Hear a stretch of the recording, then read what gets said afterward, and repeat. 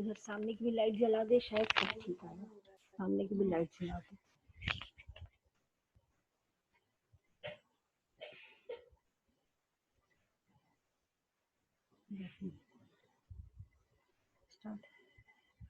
Hello, 4th class शब्द विचार।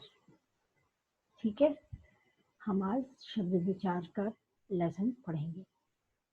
सबसे पहले मैंने आपको बताया था बेटा, भाषा बोलते समय हम ध्वनियों का प्रयोग करते हैं। किनका प्रयोग करते हैं? ध्वनियों का। ठीक है, ध्वनि आवाज, ध्वनियों का लिखित रूप वर्ण है। ठीक है, वर्णों की सहायता से क्या बनते हैं? ये हमारे शब्द बनते हैं, जो आज हम पढ़ेंगे। ठीक है, शब्द, लेकिन वर्णों से बना हुआ कोई भी शब्द कब कहलाता है? जब उसका कोई अर्थ हो। जब शब्द सार्थक होंगे तभी उन्हें हम शब्द कहेंगे। निरर्थक शब्दों का भाषा में प्रयोग नहीं किया जाता है। ठीक है, एक शब्द है जैसे मकान। मकान शब्द तो समझ में आता है बेटा, लेकिन अगर हम इसको उल्टा कर दें न काम, तो इसका कोई अर्थ नहीं है, निरर्थक हो जाएगा। दूसरा शब्द है किसान। लेकिन किसान तो खेती करने वाला हमें समझ आता है, लेकिन अगर इसको नसाकी कर दें तो क्या नसाकी का कोई अर्थ होता है? नहीं होता। नसाकी का कोई अर्थ नहीं होता। ये कैसा शब्द है? ये निरर्थक शब्द है। फल, फल हम खाते हैं, लेकिन अगर हम कहें लफ, तो लफ तो कुछ भी नहीं होता, निरर्थक शब्द होता है। ठीक है, तो इस तरह से शब्द दो तरीके के बनते हैं, वर्णों से, सार्थक और निरर्थक। ठीक है, इस तरह से वर्ण की क्या शब्द की क्या परिभाषा बनी कि वर्णों के सार्थक समूह को हम शब्द कहते हैं। वर्णों का सार्थक समूह ही शब्द कहलाता है। ठीक है, शब्दों से ही क्या बनता है बेटा? जैसे वर्ण से शब्द बना, शब्द से क्या बनेगा? वाक्य। शब्द से क्या बनेगा? वाक्य। वाक्य भी सार्थक और निरर्थक हो सकते हैं।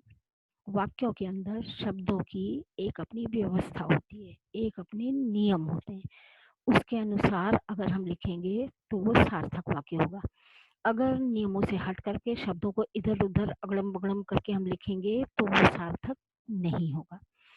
जैसे एक गिलास में पानी लाओ, ये तो समझ आ रहा है कि एक गिलास में पानी मांगा जा रहा है, लेकिन अगर हम कहें गिलास में एक पानी लाओ, तो क्या एक पानी लाया जा सकता है? क्या पानी को गिना जा सकता है? 1 2 3 4? नहीं। इसलिए दूसरा वाक्य गलत है और पहला वाक्य एक गिलास पानी लाओ ये सही है। ठीक है, अब जब इस तरह से एक सार्थक वाक्य बन गया, तो इस वाक्य में जो शब्दों को पिरो दिया गया, जो लिख दिया गया, ठीक है, जो शब्दों को लिख दिया गया, तो एक एक शब्द अपनी जगह क्या बन जाता है? शब्द नहीं, वाक्य में लिखे गए शब्द को पद कहते हैं। क्या कहते हैं? पद कहते हैं। ठीक है, शब्दों का जब वाक्यों में प्रयोग होता है और वो नियमों में बंध जाता है, तब वह पद कहलाता है। ठीक है, इसके बाद बेटा शब्दों के बहुत सारे भेद भी होते हैं। शब्दों के बहुत सारे भेद होते हैं।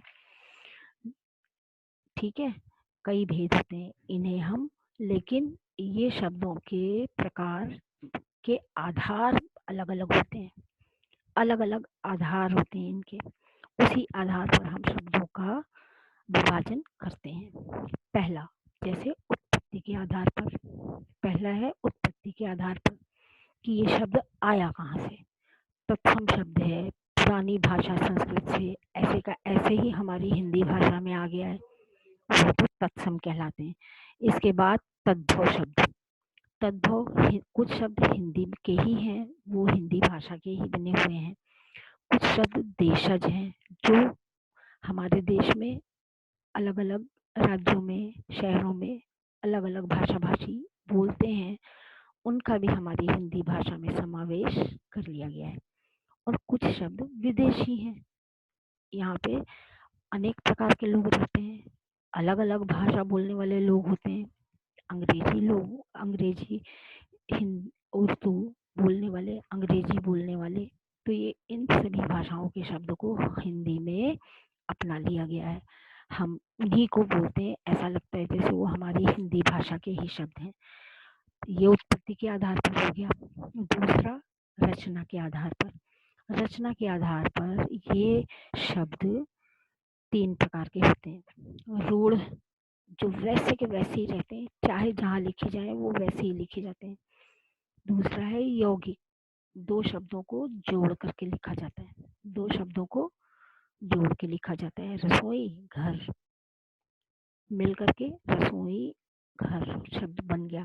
रसोई अलग, घर अलग, लेकिन जब इनको मिला देंगे तो ये रसोई घर, पुस्तक घर, पुस्तकालय, इस तरह से ये शब्द बनते हैं। तीसरा है योगारूढ़।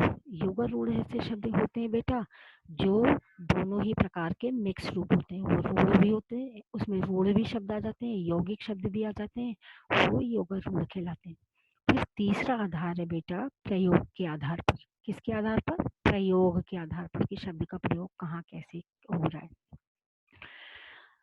प्रयोग के आधार पर ये शब्द 2 प्रकार के होते हैं, विकारी, अविकारी। ठीक है, विकारी और अविकारी। विकारी शब्दों का ज्यादातर प्रयोग होता है। विकारी शब्द कौन कौन क्या होते हैं? जो जिनका अलग अलग वाक्यों में अलग अलग स्थानों पर प्रयोग करने के बाद जिनमें विकार आ जाए, जो शब्द बदल जाए, उन्हें विकारी शब्द कहते हैं। और कुछ शब्द ऐसे होते हैं जो कहीं भी किसी भी परिस्थिति में किसी भी काल में उनका प्रयोग किया जाए वो वैसे के वैसे ही रहते हैं, वो अविकारी कहलाते हैं। ठीक है। दो और सबसे आखिरी आधार होता है अर्थ के आधार पर। अर्थ के आधार पर शब्दों को कई तरीके से बांटा जाता है। ये भी 2 तरीके के होते हैं, सार्थक शब्द, निरर्थक शब्द। ठीक है, सार्थक शब्द और निरर्थक शब्द। सार्थक शब्दों के अंतर्गत जो शब्द आते हैं वो सब हम लोगों ने पिछली कक्षाओं में पढ़े हैं। एकार्थी, अनेकार्थी, पर्यायवाची, विलोम, समश्रुति भिन्नार्थक, ये सारे सार्थक शब्द कहलाते हैं।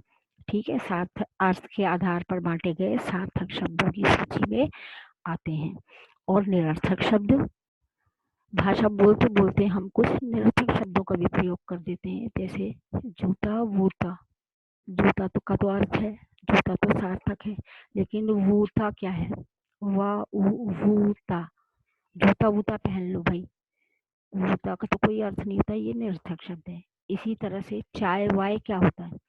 चाय तो हम पीते हैं, वाय तो साथ में लग जाते हैं कुछ शब्द, एक शब्द के साथ दूसरे लग करके जो ऐसे बोल दिए जाते हैं वो निरर्थक शब्द कहलाते हैं। इस तरह से निरर्थक शब्दों का भी प्रयोग हिंदी भाषा में कभी कभी हो जाता है। ठीक है बच्चों, आपको लेसन समझ में आ गया? ठीक है, अब इनको विस्तार से हम आगे के कक्षाओं में और आगे के अभ्यासों में पढ़ेंगे।